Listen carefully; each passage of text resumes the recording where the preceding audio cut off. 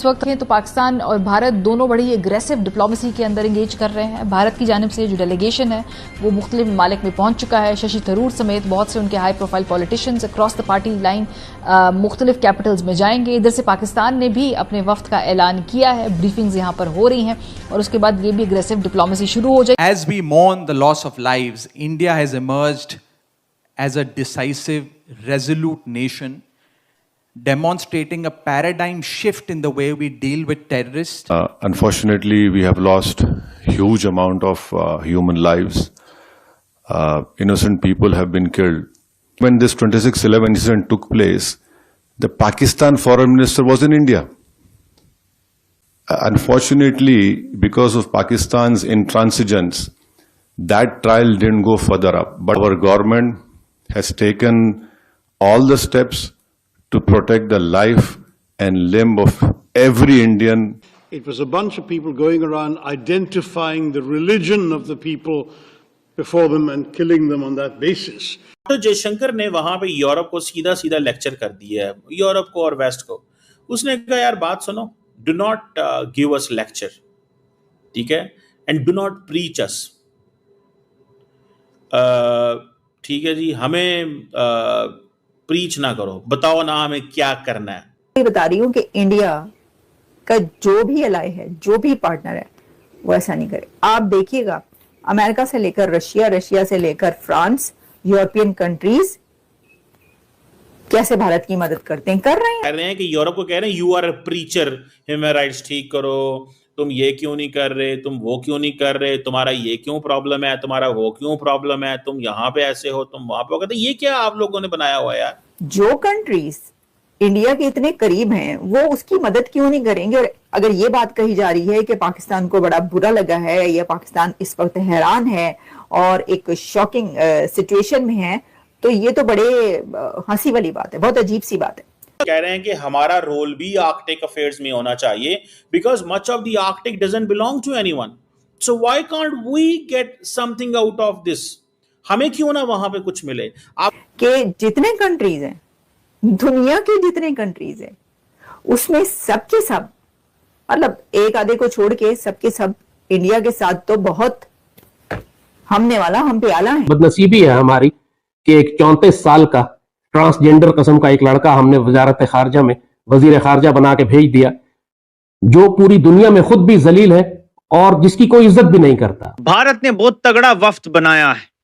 بھارت بہت بڑا مقدمہ پاکستان کے خلاف بنانے جا رہا ہے, جس میں دہشت گردی کی سپورٹ سے لے کر بہت کچھ ہے. ایک دن پہلے میں نے آپ کو بتایا تھا کہ ڈاکٹر ششی تھرور جو ہیں ان کو نریندر مودی کی حکومت نے ایک ڈیلیگیشن کو کے طور پہ بھیجا ہے, جو دنیا میں جا کے بتائیں گے کہ پاکستان کیسے ہندوستان کے خلاف دہشت گردی کر رہا ہے. کریڈینشلز اس لڑکے کے یہ ہیں کہ اس کے باپ اور دادا گندی فلموں کے ٹکٹ بلیک کرتے تھے, اس لیے اس کو ملک کا وزیر خارجہ بنا دیا گیا.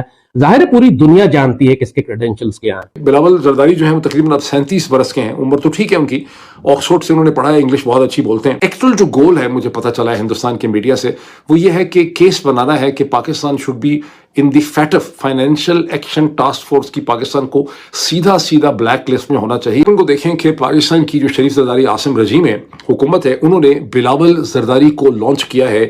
ڈاکٹر ششی تھرور جو ہندوستان کے ایم پی ہیں, کانگریس سے ہیں, لوک سبھا کی جو فورن افیئرس کمیٹی ہے اس کو ہیڈ کرتے ہیں, انہیں کاؤنٹر کرنے کے لیے.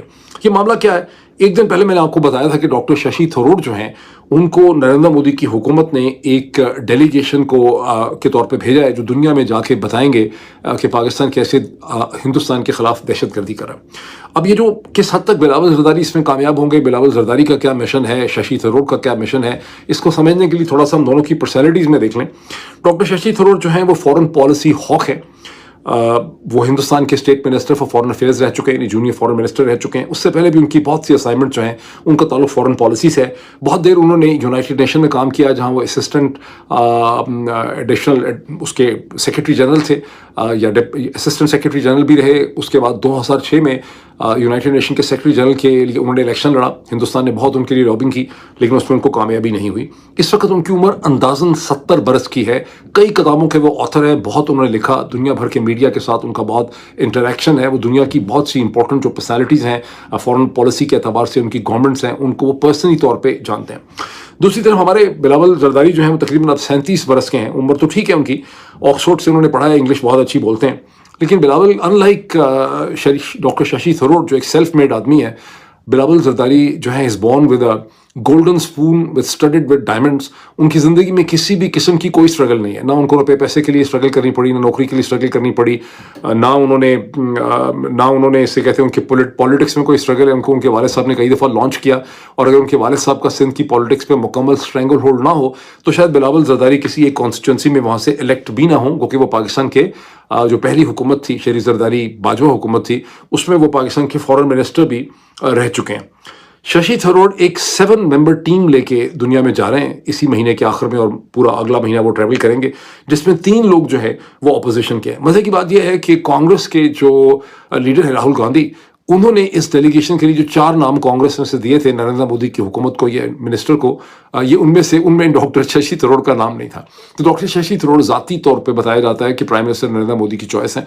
उसकी वजह यह है कि नरेंद्र मोदी के तमाम पॉलिसी को इस पहलगाम के बाद उन्होंने सपोर्ट भी किया है। He is a nationalist, he is a hoc. लेकिन खास करके जब सीज फायर के ऊपर तनकीद और नुक्ताचीनी शुरू की कांग्रेस ने, तो डॉक्टर शशि थरूर ने नरेंद्र मोदी के सीज फायर को उन्होंने सपोर्ट किया। उनका एक बड़ा मशहूर इंटरव्यू है जहाँ उनसे सवाल पूछा जाता है इंदिरा गांधी के हवाले से, 1971 के हवाले से, तो वो कहते हैं कि where is I do love Indira Gandhi, I am very proud of Indira Gandhi. ये पाकिस्तान की आर्मी वो आर्मी नहीं है।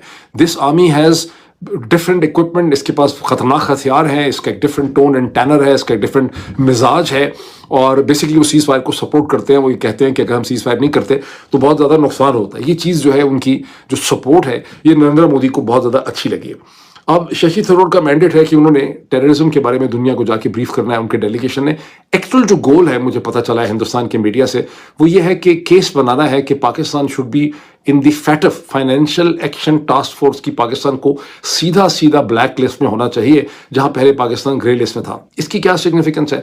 इसकी सिग्निफिकेंस ये है कि अगर पाकिस्तान को फैटफ की ब्लैक लिस्ट में आप डाल दें तो पाकिस्तान का जो IMF प्रोग्राम है वो सस्पेंड हो जाएगा, और इसी तरह से पाकिस्तान को और भी बहुत सी फाइनेंशियल मदद जो मिलती है, जो उसको कर्जे रेज करने होते हैं पेरिस क्लब से, या उसको world bank, Asian development bank और डिफरेंट से जो पैसे मिलते हैं, शायद वो सब चीज़ों की जो फाइनेंशियल फ्लोज है वो डिसरप्ट हो जाएंगी। पाकिस्तान इसी किस्म के पैसों के ऊपर जो है वो चल रहा है। को भी फॉरेन ऑफिस का एक डेलीगेशन भेजना था। ये बदनसीबी है हमारी कि एक 34 साल का ट्रांसजेंडर किस्म का एक लड़का हमने वजारत खारजा में वजीर खारजा बना के भेज दिया, जो पूरी दुनिया में खुद भी जलील है और जिसकी कोई इज्जत भी नहीं करता, और जयशंकर के सामने उसको हमने खड़ा कर दिया ले जाके, जिसका कोई कंपैरिजन नहीं है। यानी सिर्फ क्रेडेंशियल्स इस लड़के के ये हैं कि इसके बाप और दादा गंदी फिल्मों के टिकट ब्लैक करते थे, इसलिए इसको मुल्क का वजीर खारजा बना दिया गया। जाहिर है पूरी दुनिया जानती है कि इसके क्रेडेंशियल्स क्या हैं, अपनी कोई काबिलियत नहीं है इसकी। This boy has not done an honest days work in his life. सारी जिंदगी में एक दिन काम नहीं किया इसने, हराम के माल पर पल के बड़ा हुआ, और इस पाकिस्तान की गलीज सियासत ने उठाकर इसको यहां पहुंचा दिया।